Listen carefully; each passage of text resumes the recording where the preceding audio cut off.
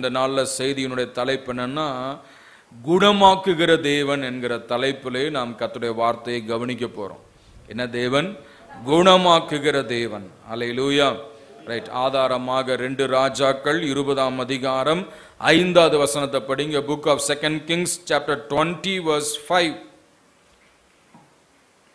நீ திரும்பி போய் என் ஜனத்தின் அதிபதியாகிய எசேக்கியாவை நோக்கி, உன் தகப்பனாகிய தாவீதின் தேவனாய் இருக்கிற கர்த்தர் சொல்லுகிறது என்னவென்றால், உன் விண்ணப்பத்தை கேட்டேன், உன் கண்ணீரை கண்டேன், இதோ நான் உன்னை குணமாக்குவேன். 3ஆம் நாளிலே நீ கர்த்தருடைய ஆலயத்துக்கு போவாய். ஆமென். ஆண்டவர் ஜெபத்திற்கு பதில் கொடுக்கிறார். என்ன சொல்றாரு? இதோ நான் உன்னை குணமாக்குவேன். ஹல்லேலூயா. ஒரு நிமிஷம் கண்களை மூடி ஜெபிக்கலாமா? நல்ல பிதாவே, நீங்க பேசுங்க, நாங்க கேட்கட்டும்.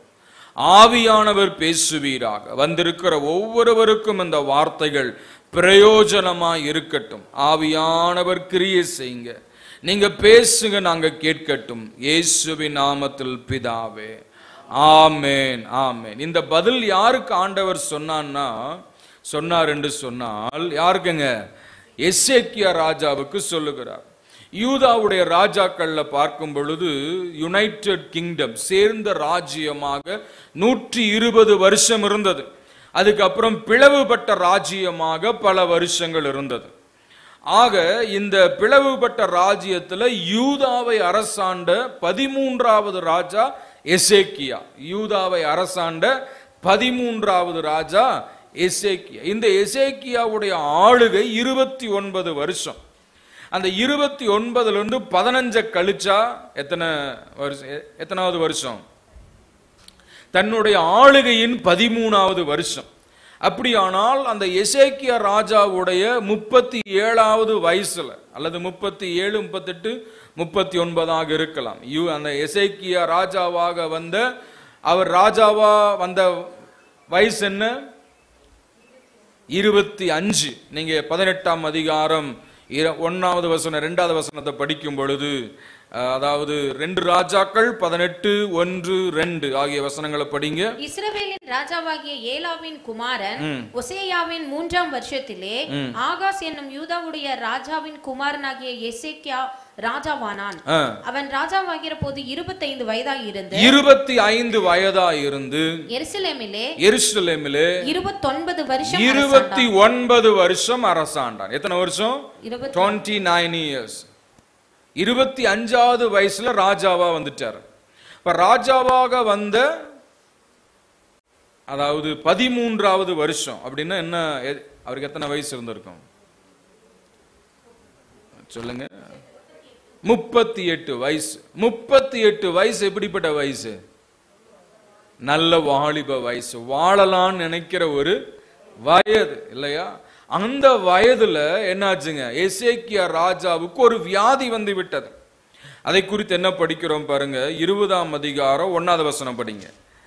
2 ராஜாக்கள் 20:1 வேகமா படிங்க. எசேக்கியா வியாதிப்பட்டு மரணத்துக்கு ஏதுவாய் இருந்தான். அப்பொழுது ஆமோத்சின் குமாரனாகிய ஏசாயா என்னும் தீர்க்கதரிசி அவனிடத்தில் வந்து அவனை நோக்கி, நீர் உமது வீட்டு காரியத்தை ஒழுங்குபடுத்தும், நீர் பிழைக்க மாட்டீர், மரித்து போவீர் என்று கர்த்தர் சொல்லுகிறார். எத்தனாவது வயசுல வந்துருச்சுங்க வியாதி? 38. சில வியாதிகள் வருது, காய்ச்சல், தலைவலி, இதெல்லாம் வருது. இதெல்லாம் மரணத்துக்கு கொண்டு வராது.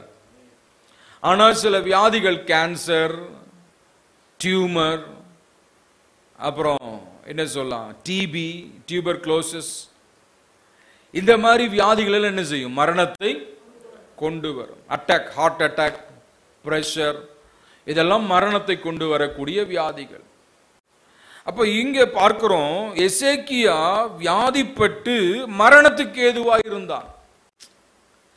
இதற்கு முன்பதாகத்தான், இந்த பகுதிக்கு முன்பதாகத்தான் எசேக்கியா ஒரு பெரிய யுத்தத்தை மேற்கொண்டு சத்துருக்களை ஜெயம் பெற்று அப்பாடா அப்படின்னு ஒரு பெருமூச்சு விடுகிற காலத்துல என்னாச்சுங்க? வியாதிப்பட்டு மரணத்துக்கு ஏதுவாய் இருந்தான். என்ன வியாதி? நாம் இங்க படிக்கிறோம் பாருங்க. அது நம்ம படிக்கிறோம் பாருங்க. அதாவது 7வது வசனம் படிங்க.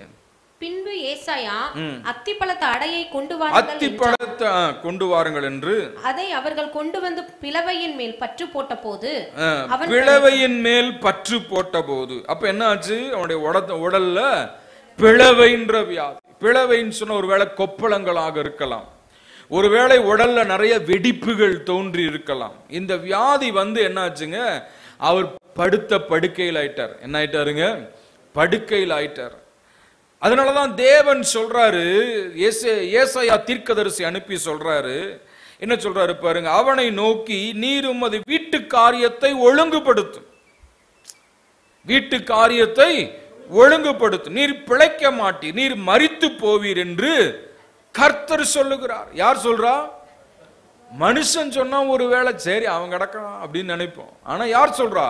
கர்த்தர் சொல்ற. God himself told that arrange your house, prepare your house because you are going to die. நீ மரிக்க போகிறாய், உன் வீட்டு காரியத்தை ஒழுங்குபடுத்து என்று கர்த்தர் சொல்றார். எத்தனாவது வயசுல? 38வது வயசுல. இன்னைக்கு நமக்கு அந்த மாதிரியான ஒரு வார்த்தை வருதுன்னு என்ன சொல்லுவோம்? ஐயோ போச்சுடலாம் அப்படின்போம் இல்லையா? ஆண்டவரே சொல்லிட்டாரு. ஆமென், அல்லேலூயா. அப்ப எசேக்கியா எதை விரும்பினான் என்றால் ஜீவனை விரும்பினார். அல்லேலூயா. வீட்டு காரியத்தை ஒழுங்குபடுத்தும் அப்படின்னு சொன்ன உடனே அவருடைய மனசுல 3 காரியங்கள் தோன்றினது. ஒன்று என்னன்னு சொன்னா, இப்பதான் ஒரு பெரிய வெற்றியை கண்டிருக்கிறோம். அதாவது அசீரிய ராஜாவுடைய சனகரிப் வந்து பயங்கரமா வார்த்தைகளை பேசி விரோதமாக எழும்புகிறான். அந்த சனகரிப் சொன்ன வார்த்தைக்கெல்லாம் எசேக்கியா பதில் சொல்லவே இல்லை. ஆனால் தேவ சமூகத்தில் ஜெபித்தே அற்புதத்தை பெற்று ஆண்டவர் என்ன செஞ்சார்? ஒரு ராத்திரியில ஒரு தூதனை அனுப்பி 180,000 பேரை கொன்று, அது மாத்திரமல்ல எதிராக எழும்பின சனகரிப்பையும் ஆண்டவர் நிர்மூலமாக்கி ஒரு பெரிய வெற்றியை கொடுத்திருக்கிறார். அதனால எசேக்கியா நினைக்கிற, ஆண்டவர் இப்பதான் பெரிய வெற்றியை கொடுத்திருக்கிறார், உடனே நான் மரித்தால் என்ன ஆகும் என்று நினைக்கிறார். ஒன்று. இரண்டாவது காரியம், உன் வீட்டை ஒழுங்குபடுத்து என்று சொல்லுகிறார். அப்ப எசேக்கியாவுக்கு பிள்ளைகள் எல்லாம் சின்னஞ்சிறுசா இருந்திருக்கிறாங்க. ஏன்னா பைபிள்ல படிக்கிறோம், அதாவது எசேக்கியா மரிக்கும் போல இருக்கு வயசு 52. அப்போ அவனுடைய மகன் ராஜ்யத்துக்கு வரும் பொழுது, மனாசே ராஜ்யத்துக்கு வரும் பொழுது அவனுக்கு வயசு எவ்வளவுங்க? 12. எத்தனை வயசுங்க? 12 வயது. அப்ப சின்ன பசங்க, குடும்பத்தை நினைக்கிறார். இளம் வயது மனைவி, இளம் வயது பிள்ளைகள், இளம் வயதில் இருக்கிற இந்த சூழ்நிலையில வீட்டு காரியத்தை ஒழுங்குபடுத்தணும் எப்படி அடுத்தது யோசிக்கிறார். இரண்டாவது காரியம். மூன்றாவது காரியம் என்னன்னு சொன்னா, அவருக்கு மரிக்க விருப்பம் இல்லை, வாழணும்னு நினைக்கிறார். அல்லேலூயா, ஆமென். ஆகவே தான் என்ன செய்யறாரு பாருங்க, எசேக்கியா அந்த வார்த்தை வந்தவுடன் என்ன செய்யறாரு? தேவ சமூகத்திலே ஜெபிக்கிறார். அல்லேலூயா. நீங்க பார்க்கலாம் பாருங்க, இதே 2 ராஜாக்களின் புஸ்தகம் 1ஆம் அதிகாரம் 1வது வசனம் 2வது வசனத்தை படிங்க. 2 ராஜாக்கள் 1ஆம் அதிகாரம் 1வது வசனம் 2வது வசனம். ஆகாப் மரணம் அடைந்த பின் கலகம் பண்ணி பிரிந்து போனார்கள். அகசியா சமாரியாவில் இருக்கிற தன் மேல் வீட்டிலிருந்து கிராதியின் வழியாய் விழுந்து வியாதிப்பட்டு, இந்த வியாதி நீங்கி பிழைப்பேனா என்று எக்ரோனின் தேவனாகிய பாகால் சேபுவிடத்தில் போய் விசாரியுங்கள் என்று ஆட்களை அனுப்பினான். சரி, இங்க என்ன படிக்கிறோம்? இங்க ஒரு ராஜா இருக்கிறான். அந்த ராஜா பேர் என்னங்க? அகசியா. அகசியா ராஜாவான போது அவன் மேல இருந்து என்ன செய்யறான்? கிராதியின் வழியா, சந்து வழியா கீழே விழுந்து கால் அடிபட்டுருச்சு. ஜன்னல் வழியா கீழே விழுந்து என்ன ஆகுதுங்க? அடிபட்டு. கவனம் இல்லைன்னா கீழே தான் விழணும். அல்லேலூயா, இருக்கீங்களா? ஆமா, கீழே விழுந்து அடிபட்டுருச்சு. அடிபட்டு என்ன செய்யறார்? படுத்த படுக்கையில் இருக்கிறார். படுக்கையில் இருக்கும் பொழுது அந்த அகசியா, என்ன அவர் பேர் என்ன? அகசியா ராஜா என்ன செய்யறாரு பாருங்க, இந்த வியாதி நீங்கி பிழைப்பேனா என்று சொல்லி அறிந்து கொள்ளும்படியாக எங்க அனுப்புறாரு? பாகால் சேபுவிடத்துல அனுப்புறார் ஆட்களை. அந்நிய தேவரிடத்துல போகிறார், அந்நிய தேவனிடத்துல ஆட்கள் அனுப்புறார், தெய்வம் அல்லாதவைகளை தேடி போகிறார். அப்ப நடந்தது என்ன? அடுத்த வசனத்துல படிக்கிறோம். கர்த்தருடைய தூதன் திஸ்பியனாகிய எலியாவை நோக்கி நீ எழுந்து சமாரியாவுடைய ராஜாவின் ஆட்களுக்கு எதிர்பட போய் இஸ்ரவேலிலே தேவன் இல்லை என்றால் நீங்கள் எக்ரோனின் தேவனாகிய பாகால் சேபுவிடத்தில் விசாரிக்க போகிறீர்கள். இது நிமித்தம் நீ ஏறின கட்டிலிருந்து சாகவே சாவாய், இறங்காமல் சாகவே சாவாய் என்று கர்த்தர் சொல்லுகிறார். அல்லேலூயா. வித்தியாசம் புரியுது? அகசியா வியாதிப்பட்ட பொழுது அவன் எங்க போனான்? எக்ரோனின் ராஜாவாகிய பாகால் சேபுவிடத்துல போய் கேட்க போறான், பிழைப்பனா பிழைக்க மாட்டான். அவனுக்கு ஆண்டவர் சாவப்பா, நீ செத்து போவன்னு சொல்லல, கீழே விழுந்து அடிபட்டுருச்சு, வியாதி நீங்கி பிழைக்க எங்க போறான்? எக்ரோனின் ராஜா, அந்நிய தெய்வத்திடத்துல போறான், அந்நிய ராஜாக்கள் இடத்துல போறான், அந்நிய தெய்வத்தை நாடி போகிறான். அவனுக்கு தேவனுடைய வார்த்தை என்ன வந்தது? இஸ்ரவேல்ல தேவன் இல்லை என்றா நீ அங்கே போகிறாய், நீ ஏறின கட்டளை விட்டு இறங்க மாட்டாப்பா, நீ மரிச்சு போவன்றார்.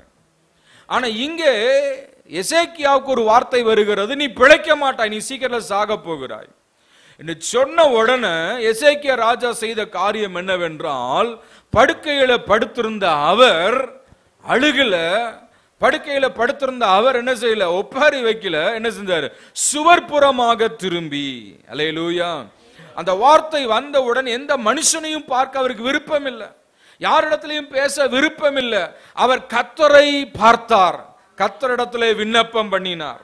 ஆக தேவ பிள்ளையே, இன்றைக்கு நம்ம வாழ்க்கையில பிரச்சனை வரும் பொழுது, கஷ்டங்கள் வரும் பொழுது, வியாதிகள் வரும் பொழுது நாம் யாரை தேடி போகிறோம்? பரிகாரிகளை தேடி போகிறோம். ஆனால் கர்த்தரை தேடும் பொழுது அற்புதமாக விடுதலை கொடுப்பார். அல்லேலூயா. ஆமென். வியாதி வந்துருச்சா, அதுக்கு என்ன? எங்க போறாங்க? போய் பாடம் போட போறேன், இங்க போறேன், கோரிக்கு போறேன், கயிறு கட்ட போறேன், மந்திரத்துக்கு போறேன், மாயத்துக்கு போறேன்னு ஆண்டவர் சொல்றாரு. நீ முடிஞ்சடான்றாரு. அல்லேலூயா. சில என்ன சுத்தி போடு, என்ன போடு? சுத்தி போடு. எத்தனை பேர் செய்றீங்க? உண்மையா சொல்லுங்க. ஆண்டவர் விடுதலை கொடுக்க மாட்டார், கஷ்டப்பட்டதா இருக்கணும். தேவனிடத்துல வந்த இலவசமான சுகம், இலவசமான அற்புதம். அல்லேலூயா. ஆக மந்திரத்துல மாங்காய் விழுகாதுங்க. ஆமென். ஆக தேவ பிள்ளையே, அகசியாவும் ராஜா தான், ஆனா அவன் நம்பிக்கை கர்த்தர் மேல இல்ல. அதே போல விசுவாசிகளா இருக்கலாம், ஆலயத்துக்கு வரலாம், சத்தியத்தை கேட்கலாம், கர்த்தருடைய பந்தியில பங்கு பெறலாம், ஆனா உங்க நம்பிக்கை ஆண்டவர் மேல இல்லாம மாத்திரை மேலையும் மருந்து மேலையும் வச்சிருந்தா, அந்த மாத்திரையும் மருந்தும் கடைசி வரைக்கும் சாப்பிட்டு தான் இருக்கணும். அல்லேலூயா. நம்ம நம்பிக்கை வைத்தியர் மேல வச்சிருந்தா கடைசி வரைக்கும் போயிட்டு தான் இருக்கணும். நம்முடைய நம்பிக்கை கர்த்தர் மேல் வரணும். அவர் தான் ஜீவாதிபதி, ஜீவனை கொடுக்க வல்லவர், ஜீவனை எடுக்கவும் வல்லவர், கொடுக்கவும் வல்லவர். அந்த அவர் போய் சொல்லிட்டாரு, ஏசாயா தீர்க்கதரிசி போய் கர்த்தர் சொல்றாரு, உன் வீட்டு காரியத்தை ஒழுங்குபடுத்த. ஆண்டவரே சொல்லிட்டார், ஜீவனை கொடுக்கிறவரே சொல்லிட்டார், நீ சாக போறேன்ட்டார். நம்மளா என்ன செய்வோம்? ஆண்டவரே சொல்லிட்டார், இனி என்ன? ஆனா எசேக்கியா வாழ்வை விரும்பினான். அல்லேலூயா. சுகத்தை விரும்பணும், விடுதலையை விரும்பணும், அற்புதத்தை விரும்பணும், ஆசீர்வாதத்தை விரும்பணும், உயர்வை விரும்பணும். அல்லேலூயா. போதும் கர்த்தாவே அப்படின்னா என்ன ஆகும்? சேர்றா அப்படின்னு சொல்லி சீட்டை கிழிச்சிருவாரு. அல்லேலூயா. ஆசீர்வாதத்தை விரும்பணும், சத்தியத்தை விரும்பணும், பரிசுத்தத்தை விரும்பணும், தேவனுடைய தயவை விரும்பணும். ஆமென். எசேக்கியாவுடைய வாழ்க்கையில ஜெபம் ஜெபம் ஜெபம், அவர் ஜெபிக்கிற ஒரு ஜெப வீரனாய் இருந்தார். 25வது வருஷத்துல என்ன செஞ்சார்? ராஜாவாக பதவியேற்ற உடனே என்ன செஞ்சாரு? தேவ ஆலயத்தின் கதவுகளை திறந்தார், ஆலயத்தை பழுது பார்த்தார், ஆலயத்தை சுத்தப்படுத்தினார், ஆண்டவருக்கு முன்பதாக மன உண்மையாய் உத்தமமாய் நடந்தார். ஆகவே அந்த எசேக்கியா என்ன செய்யறாருங்க? சுவர்புறமாக திரும்பி ஜெபிக்கிறார். ஆமென். அல்லேலூயா. கர்த்தரை நோக்கி விண்ணப்பம் பண்ணுகிறார். 2வது வசனம் 3வது வசனத்தை படிங்க. கர்த்தாவே, நான் உமக்கு முன்பாக உண்மையும் மன உத்தமமாய் நடந்து உமது பார்வைக்கு நலமானதை செய்தேன் என்பதை நினைத்தருளும் என்று விண்ணப்பம் பண்ணினான். எசேக்கியா மிகவும் அழுதான்.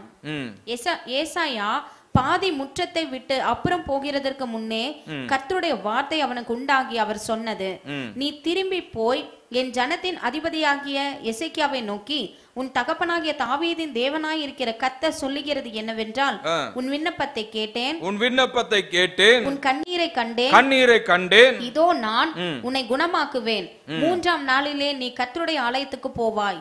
ஆமென். ஹல்லேலூயா, ஹல்லேலூயா. எசேக்கியா ராஜா என்ன பண்ணாருங்க? சுவர்புறமாக திரும்பி எந்த கர்த்தர் சொன்னாரோ அதே கர்த்தரை நோக்கி என்ன செய்யறாருங்க? ஜெபிக்கிறார். ஆமென். என்ன ஜெபிக்கிறாரு? கர்த்தாவே, உமக்கு முன்பாக உண்மையும் மன உத்தமமுமாய் நடந்து, it's is faithful walk before God. Hallelujah. தேவனுக்கு முன்பாக எப்படி இருக்கிறாருங்க? உத்தமமும் உண்மையுமா இருக்கிறார். இப்ப நம்முடைய வாழ்க்கையில் என்ன அவசியம்? உத்தமமும் உண்மையும் அவசியம். உத்தமனுக்கு கர்த்தர் துணை. பக்கத்தில் இருக்கிறவங்களை பார்த்து கையை பிடிச்சு சொல்லுங்க, உத்தமர்களுக்கு கர்த்தர் துணை. நீங்க உத்தமர்களார் பாருங்க. சில பேர்ல முகத்தை கையை பிடிக்கல, முகத்தை பார்க்கலையே. கையை பிடிச்சு முகத்தை பார்த்து சொல்லுங்க, அதனால குறைஞ்சு போக மாட்டோம். உங்களுக்கு அந்த ஆசீர்வாதம் வரும். பக்கத்துல பாருங்க, அவன் கையை பிடிங்க, சொல்லுங்க, உத்தமனுக்கு கர்த்தர் துணை. நீங்கள் உத்தமர்களா இருந்தால் கர்த்தர் உங்களுக்கு துணையாக இருப்பார். அல்லேலூயா. அவர் என்ன சொல்றாரு? உத்தம். இன்னைக்கு எத்தனை பேர் உத்தமமா இருக்கிறோம்? குடும்பத்தில் உத்தமமா இருக்கிறோமா? இருக்கீங்களா? வேலையில் உண்மையா இருக்கிறீங்களா? இல்ல கவனிக்கிறீங்களா? புரியுதா? எனக்கு ஒரு சிநேகிதி இருந்தாள். அந்த சிநேகிதி என்னோடு பேசுவாள். அவருக்கு அறிமுகமாகி விட்டாள். கடைசியில் என்னாச்சு? என்னையை விட்டுட்டு என் சிநேகிதியோடு போய்விட்டார். 2 வருடமாக நான் காத்து கொண்டிருக்கிறேன். எனக்காக செபியுங்கள். பாருங்க, உத்தமம் இல்ல, மனைவிக்கு உண்மையா இல்ல. இன்னைக்கு அப்படி இருந்தா ஆண்டவர் சொல்ல, நீ பிழைக்க மாட்டா என்று சொல்லுகிறார். அல்லேலூயா. உண்மையா இருக்கணும். இந்த சத்தியத்தை கேட்கும் போது உரைக்கணும் இல்லையா? சில பேருக்கு கேட்டா கோபம் வந்துடும். சாப்பாடுக்கு உப்பு போட்டு சாப்பிடுறீங்களா அப்படின்னா என்ன அர்த்தம்? சொரணை இருக்கான்னு அர்த்தம். சரிங்களா? அப்ப உப்பு எதை குறிக்கிறது? சத்தியத்தை வெளிப்படுத்துகிறது. காந்தியடிகள் உப்பு சத்தியாகிரகம் பண்ணார். உப்பு உண்மையை வெளிப்படுத்துகிறது. அந்த மாதிரி நமக்குள்ள என்ன இருக்கணும்? உண்மை இருக்கணும். குடும்பத்தில் உண்மை, மனைவி பிள்ளைகளிடத்துல உண்மை, வேலையில உண்மை, முதலாளி கிட்ட உண்மை, போற வர இடத்துல உண்மை. அந்த உண்மை இருக்கும் பொழுது கர்த்தர் துணையா இருப்பார். அல்லேலூயா. அவர் சொல்றாரு, நான் தேவனுக்கு முன்பாக உத்தமமும் உண்மையுமா இருந்திருக்கிறேன். காண்கிற மனுஷனிடத்துல, காண்கிற உறவுகளிடத்துல, காண்கிற மனைவி இடத்துல, கணவனிடத்துல, காண்கிற பிள்ளைகளிடத்துல உண்மை இல்லைன்னா காணாத தேவனிடத்துல எப்படி உண்மையா இருக்க முடியும்? இருக்கீங்களா? கவனிக்கிறீங்களா? அல்லேலூயா. புரியுதா? ஆமென். யார் யார் உப்பை திங்குறாங்களோ அவங்க தண்ணி குடிச்சுதான் ஆகணும். உப்பை தின்னவன் தண்ணி குடிப்பான். தப்பு பண்ணவன் தண்டனை அனுபவிச்சுதான் ஆகணும். திருடுனா கண்டிப்பா ஜெயில் தான். ஆக திருட்டுத்தனம் பண்ணாலும் இந்த உலகத்துல வேணா தப்பிச்சுக்கலாம், ஆனா ஆண்டவர்கிட்ட தப்பிக்க முடியாது. ஆக உத்தமமா இருக்கணும். எசேக்கியா உண்மையா இருந்தாரு. சொல்றாரு, உண்மையா இருந்தேன், உத்தமமா இருந்தேன், உமது பார்வைக்கு நலமானதை, whole hearted devotion to God. ஆண்டவருக்கு முன்பாக முழு இருதயத்தோடு பரிசுத்தமாய் வாழ்ந்த ஒரு வாழ்க்கை. எசேக்கியாவுடைய அப்பா ஒரு துன்மார்க்க ராஜா, Ahaz. he was a wicked king, ஒரு துன்மார்க்க ராஜா. அந்த ஆகாஸ் ராஜாவான போது ஆலயத்தின் கதவுகளை பூட்டி போட்டான். ஆனால் எசேக்கியா ராஜாவான பிற்பாடு ஆலயத்தின் கதவுகளை திறந்தார். ஆலயத்தை சுத்தப்படுத்தினார். தன் ராஜ்யத்துடைய முதலாம் வருஷத்துல முதல் செய்த காரியம் என்ன? He opened the doors of the church of God. ஆலயத்துடைய கதவுகளை திறந்து ஆலயத்தை சுத்தப்படுத்தி ஆலயத்திலே பலிமுறைகள் எல்லாம் கொண்டு வருகிறார். அவர் சொல்றாரு, நான் உமக்கு முன்பதாக உண்மையும் உத்தமமுமாயிருந்தேன். அல்லேலூயா. ஆக தேவ பிள்ளையே, நம்முடைய வாழ்க்கை தண்ணீரை போல தெளிவாயிருக்கும் பொழுது, ஆண்டவருக்கு முன்பதாக கிறிஸ்டல் கிளியராக இருக்கும் பொழுது, நம்முடைய ஜெபங்களுக்கு பதில் வரும். அல்லேலூயா. சொல்றார், கர்த்தா உமக்கு முன்பாக நான் மன உண்மையும் உத்தமமுமாய். குடும்பத்தில் உண்மையா இருக்கிறோமா? வேலையில உண்மையா இருக்கிறோமா? சபையில் உண்மையா இருக்கிறோமா? சற்று யோசிச்சு பார்க்கணுங்க. அல்லேலூயா. சில பேர் குடும்பத்துல உண்மையா இல்ல, மனைவி இடத்துல உண்மையா இல்ல, புருஷன் இடத்துல உண்மையா இல்ல, பிள்ளைகளிடத்துல உண்மையா இல்ல, முதலாளி இடத்துல உண்மையா இல்ல. ஜெபத்திற்கு பதில் வராது. ஆண்டவர் சொல்றார், துன்மார்க்கனுடைய பலி எனக்கு அருவருப்பானது. அதை துர்ச்சிந்தனையோட செலுத்தினால் எத்தனை அதிகமாய் அருவருக்கப்படும். பல தவறுகள் செஞ்சுட்டு ஆண்டவரே ஆண்டவர் என்ன செய்ய மாட்டாரு? பதில் கொடுக்க மாட்டார். அல்லேலூயா. உங்கள் பாவங்களே உங்கள் ஜெபங்களுக்கு பதில் வராதபடிக்கு தடையாயிருக்கிறது என்று வேத வசனம் சொல்லுகிறது. Why some prayers are not being answered? Because of our sin. ஆமென். கவனிக்கிறீங்களா? எசேக்கியா ராஜா சொல்றாரு, உமக்கு முன்பாக உண்மையும் உத்தமமுமாய். உத்தமனுக்கு கர்த்தர் துணை. உண்மையுள்ளவனை ஆசீர்வதிக்கிறவர், உண்மையுள்ளவனுக்கு இறங்குற உண்மையுள்ளவன் கர்த்தரை போல் இருக்கிறான். அல்லேலூயா. கர்த்தர் உண்மையுள்ளவர். ஆக எசேக்கியா சொல்றாரு, உமக்கு முன்பாக உண்மையும் உத்தமமுமாய். ஆமென். ஆக நம்முடைய வாழ்க்கை தேவனோடு இணைந்த ஒரு வாழ்க்கையாய், தேவனுக்கென்று அர்ப்பணிக்கப்பட்ட ஒரு வாழ்க்கையாய், தேவனுக்கென்று ஒப்பு கொடுக்கப்பட்ட வாழ்க்கையாய், சத்தியத்துக்காக வாழுகிற வாழ்க்கையாய் இருக்கும் பொழுது, அந்த வாழ்க்கையிலே என்ன கஷ்டங்கள் வந்தாலும் கர்த்தரே அதை மாற்ற வல்லவராய் இருக்கிறார். அல்லேலூயா. ஆமென். எசேக்கியா கேள்வி கேட்கல. Why Lord? ஏன் எனக்கு என்று சொல்லி கேட்கல. என்ன சொல்றாரு? ஆண்டவரே, உமக்கு முன்பாக உண்மையா இருக்கிற எனக்கு சுகத்தை தாரும். Praise the Lord. உமக்கு முன்பாக உண்மையும் உத்தமமுமாய். ஆண்டவர் யாரப்பா சொன்னார்? உண்மையும் உத்தமமான ஊழியக்காரனே, எஜமானுடைய சந்தோஷத்துக்குள் பிரவேசி. அல்லேலூயா. அந்த எசேக்கியாவுடைய ஜெபம் ஆண்டவருடைய இருதயத்தை மாற்றினது. ஒரு 4 வசனத்துக்கு முன்னாடி ஆண்டவர் சொல்றாரு, நீ மரித்து போவாய். 4 வசனத்துக்கு அப்புறம் ஆண்டவர் சொல்றார், நீ பிழைப்பாய். ஜீவாதிபதி. சரி, எசேக்கியா போதும் அப்படின்னு நினைச்ச ஆண்டவர் எசேக்கியாவுடைய ஜெபத்தை கேட்டு, இல்ல இன்னும் 15 வருஷத்தை கூட்டி கொடுக்கணும். ஏன்னா அவனுடைய அர்ப்பணிப்பின் ஜெபம், அவனுடைய உண்மையின் ஜெபம், இருதயத்திலிருந்து வந்த ஜெபம், தன்னுடைய காரியங்களை சொல்லி ஜெபிக்கிறார். என்ன சொல்றாரு? ஆண்டவருடைய ஆலய கதவுகளை திறந்து சுத்தப்படுத்தி பலி செலுத்தி கர்த்தருக்கு உண்மையாக வாழுகிறார். நீங்க படிச்சு பாருங்க, அந்த 2 ராஜாக்கள் 18ஆம் அதிகாரத்துல எத்தனாவது வசனத்துல இருந்து 18ஆம் அதிகாரத்துல 4ஆம் வசனம் வாசிக்கும் பொழுது 4வது வசனத்துல இருந்தா, அவன் மேடைகளை அகற்றி 4வது வசனத்திலிருந்து படி. அவன் மேடைகளை அகற்றி சிலைகளை தகர்த்து விக்கிரக தோப்புகளை வெட்டி மோசே பண்ணியிருந்த வெண்கல சர்ப்பத்தை உடைத்து போட்டான். அந்நாட்கள் மட்டும் இஸ்ரவேல் புத்திரர் அதற்கு தூபம் காட்டி வந்தார்கள். ஆமென். அதற்கு நிகுஸ்தான் என்று பெயரிட்டான். போது என்ன பாருங்க, அவன் என்ன செய்யறானா, அந்த எசேக்கியா ராஜா மேடைகளை அகற்றி, எங்கெங்கெல்லாம் மேடை இருக்குதோ அந்த மேடை எல்லாத்தையும் உடைக்கிறான் கர்த்தருடைய ஆலயத்துக்குள்ள. அடுத்தது சிலைகளை தகர்த்து விக்கிரக தோப்புகளை வெட்டி அகற்றணும், தகர்க்கணும், வெட்டணும்.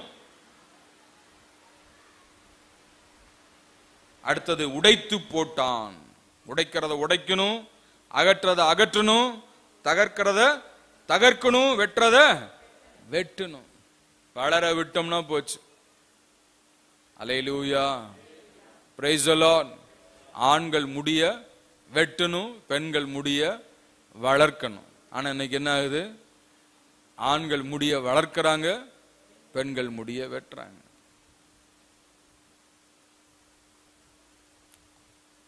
Price the Lord. கவனிக்கிறீங்களா? ஆலயத்துல இருதயம் தான் ஆலயம். இந்த ஆலயத்துல நமக்குள்ள ஆண்டவர் இருக்கிறார். வெட்ட வேண்டியது என்ன செய்யணும்? வெட்டணும். தகர்க்க வேண்டியதை தகர்க்கணும், எடுக்க வேண்டியதை எடுக்கணும்.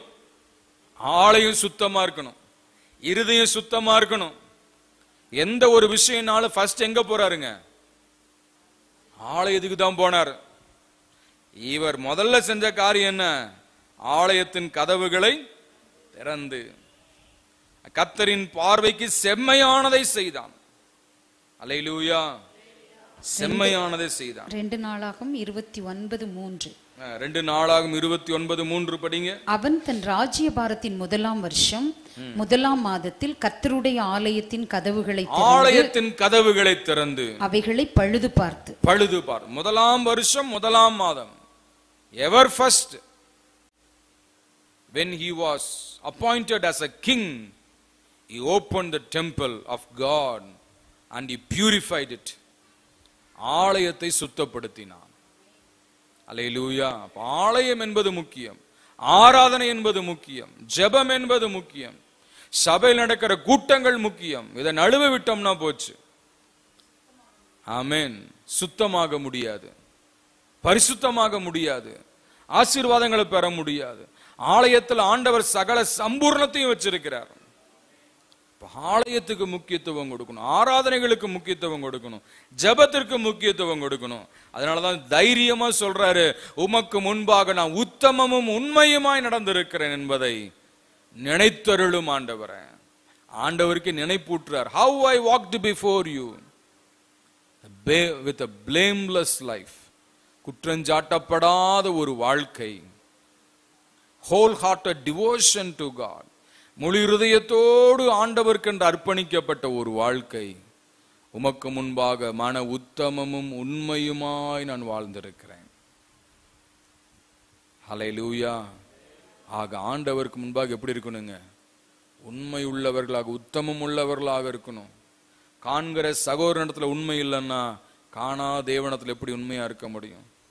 காண்கிற குடும்ப மக்கள் மத்தியில் உண்மை இல்லைன்னா காணாத தேவனத்தில் எப்படி உண்மையா இருக்க முடியும்? ஆக தேவ பிள்ளையே, உண்மை ஆண்டவர் விரும்புகிறார். உண்மையுள்ள பிள்ளைகளாக இருக்க தேவன் விரும்புகிறார். அப்படி அந்த உண்மையோடு கூட வாழ்ந்து அவர் தேவனை நோக்கி விண்ணப்பம் பண்ணி மிகவும் அழுதான். He wept bitterly. மிகவும் அழுதான். உண்மையுள்ளவன் அழுகும் பொழுது ஆண்டவரால் என்ன செய்ய முடியாது? பார்த்து கொண்டு மௌனமா இருக்க முடியாது, பதில் கொடுக்காமல் இருக்க முடியாது. அல்லேலூயா. அந்த உள்ளம் உடைந்து அழுகிறான். ஆண்டவரே, நான் வாழணும்ப்பா. என் பிள்ளைகள் இப்பதான் இளம் பிராயத்தில் இருக்கிறாங்க. ராஜ்யபாரம் இப்பதான் 14 வருஷம் ஆகிறது. நான் வாழணும், நான் பிழைக்கணும், எனக்கு ஜீவனை கூட்டி கொடுங்க. எல்லாம் அந்த ஜெபத்தில் அடங்கி இருந்தது. அவன் சுவர்புறமாக திரும்பி அழுத அழுகையை ஆண்டவர் கேட்டார். அந்த கண்ணீரை கடந்து ஆண்டவரால போக முடியல. அந்த கண்ணீரை ஆண்டவரால உதாசீனப்படுத்த முடியல. அந்த கண்ணீரை ஆண்டவரால புறக்கணிக்க முடியல. அந்த கண்ணீரின் ஜெபம் ஆண்டவருடைய இருதயத்தை மாற்றினது. அல்லேலூயா. ஆகவே தேவ பிள்ளையே, நமக்கு விரோதமா எழும்புகிற பிரச்சனைகள், போராட்டங்கள், வியாதிகள், என்ன சூழ்நிலையா இருந்தாலும் சரி, ரூமுக்குள்ள போய் கதவை அடிச்சு ஆண்டவர் கட்ட கண்ணீர் வடிங்க, இருதயத்தை ஊற்றுங்க, உண்மையை சொல்லுங்க. அப்பா, எனக்கு இறங்குன்னு கேளுங்க. என் ஆண்டவர் இறங்குவார், என் ஆண்டவர் பதிலை கொடுப்பார். ஹல்லேலூயா. காரியங்கள் மாறுதலாய் முடியும். ஆமென். அகசியா ராஜா வியாதி வந்த பொழுது தேவனிடத்துல வரலைங்க, பரிகாரியை தேடி போனா. கிடைச்ச பதில் என்ன? என்ன தேடாம நீ பரிகாரிகளை நாடினபடியால் நீ ஏறின கட்டளை விட்டு இறங்க மாட்ட. ஆனா இந்த ராஜாவுக்கு ஒரு பதில் வருது. ஆண்டவர் சொல்றாரு, அதே ஏசாயா செய்தியை சொல்லிட்டு வாசலை தாண்டல, அந்த அரண்மனையின் முற்றத்துக்கு வருகிறான். இந்த வெராண்டாக்கு வருகிறான், டோர் போஸ்ட் கிட்ட வருகிறான். ஆண்டவர் சொல்றாரு, again go and tell to my servant, நீ திரும்ப போ என்னுடைய மனுஷனிடத்துல, அந்த ராஜாவிடத்துல சொல்லு, உன் கண்ணீரை கண்டேன், உன் விண்ணப்பத்தை கேட்டேன், உன் ஆயுசின் வருடங்களோடு 15 வருடத்தை நான் கூட்டி கொடுக்க போகிறேன். ஹalleluya, ஹalleluya, ஹalleluya, ஹalleluya. praise the Lord. கர்த்தருக்கு மகிமை உண்டாவதாக. தேவ பிள்ளையே, ஆண்டவர் சொல்றாரு, உன் கண்ணீரை கண்டேன். என்ன சொல்றாரு பாருங்க, அந்த 5வது வசனத்தை படிக்கும் பொழுது, ஏசாயா பாதி முற்றத்தை விட்டு அப்புறம் போகிறதற்கு முன்னே கர்த்தருடைய வார்த்தை அவனுக்கு உண்டாகி அவர் சொன்னது, நீ திரும்பி போய் என் ஜனத்தின் அதிபதியாகிய எசேக்கியாவை நோக்கி உன் தகப்பனாகிய தாவீதின் தேவனாயிருக்கிற கர்த்தர் சொல்லுகிறது என்னவென்றால், உன் விண்ணப்பத்தை கேட்டேன், உன் கண்ணீரை கண்டேன், இதோ நான் உன்னை குணமாக்குவேன், 3ஆம் நாளிலே கர்த்தருடைய ஆலயத்துக்கு போவாய், உன் நாட்களோட 15 வருஷங்களை கூட்டுவேன். ஹalleluya. கரங்களை தட்டி ஆண்டவரை மகிமைப்படுத்துங்க பார்க்கலாம், உற்சாகமா தட்டுங்க. ஹalleluya. ஆண்டவரிடத்துல இருந்து பதில் வந்து விட்டது. ஆண்டவர் சொல்றாரு, போய் என் ஜனத்தின் அதிபதியாகிய எசேக்கியாவிடத்துல சொல்லு, உன் விண்ணப்பத்தை கேட்டேன், உன் கண்ணீரை கண்டேன், இதோ நான் உன்னை குணமாக்குவேன். ஹalleluya. ஆண்டுடைய தழும்புகளால் நாம் சுகமாகிறோம், ஆண்டுடைய தழும்புகளால் நாம் சுகமாகிறோம். ஹalleluya. அந்த தேவன் சொல்றாரு, நான் உன்னை குணமாக்குவேன். அதே தேவன் இன்றைக்கு சொல்றார், நான் உங்களை குணமாக்குவேன். கர்த்தர் குணமாக்குவார். அவர் நம்முடைய பரிகாரியாய் இருக்கிறார். ஆமென். யாத்ராகம் 23:25 சொல்லுகிறது, உன் தேவனாகிய கர்த்தரையே சேவிக்க கடவாய், அவர் உன் அப்பத்தையும் உன் தண்ணீரையும் ஆசீர்வதித்து வியாதியை உன்னிலிருந்து உன் கூடாரத்திலிருந்து விலக்குவார். அல்லேலூயா, அல்லேலூயா, ஆமென். உபாகமம் 7:15 சொல்லுகிறது, நானே உன் பரிகாரியாகிய கர்த்தர். அல்லேலூயா. ஏசாயா 53:4 சொல்லுகிறார், என் தழும்புகளால் நீங்கள் சுகமாவீர்கள். ஹalleluya. He is a healing God. He is a healer God. அவர் சுகமாக்குகிற தேவன். அவர் சொல்றார், நான் உன்னை குணமாக்குவேன். குணமாக்குவதோடு மாத்திரமல்ல, உனக்கு வருஷத்தை கூட்டி கொடுப்பேன். ஹalleluya. சுகம் பெறுவாய், அதோடு கூட I will add 15 more years into your life. வாழ்க்கையில 15 வருடத்தை கூட்டி கொடுப்பேன். ஒரு ஆயுள் என்பது 15 வருடம். ஆயுள் தண்டனை கைதின்றாங்கல்ல, எத்தனை வருஷம் ஜெயில? 15 வருஷம். 15 என்பது ஒரு ஆயுள். அப்போ ஆண்டவர் எசேக்கியாவின் ஜெபத்திற்கு ஒரு ஆயுளை கூட்டி கொடுத்தார். தேவ பிள்ளையே, இன்றைக்கும் அந்த தேவன் ஜீவிக்கிறார். இன்றைக்கும் அந்த தேவன் ஜீவன் உள்ளவராய் இருக்கிறார். அவரை நோக்கி நாம் கூப்பிடும் பொழுது அவர் சுகம் தர வல்லவராய் இருக்கிறார்.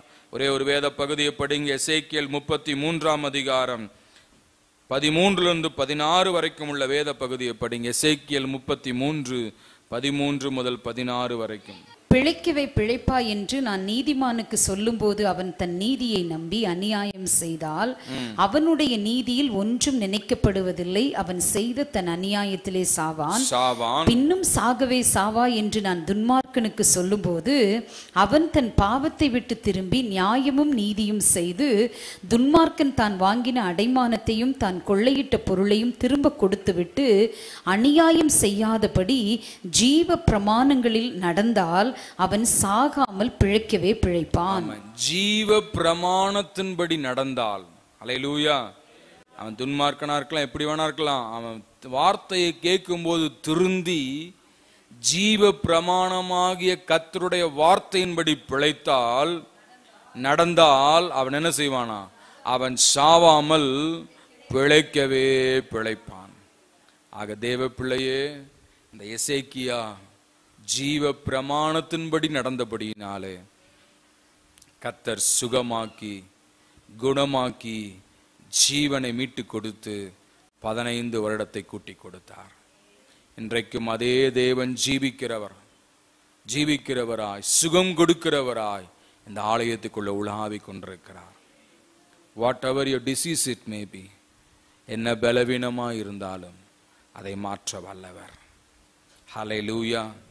கர்த்தர் தாமே இந்த வசனங்களை ஆசீர்வதிப்பாராக.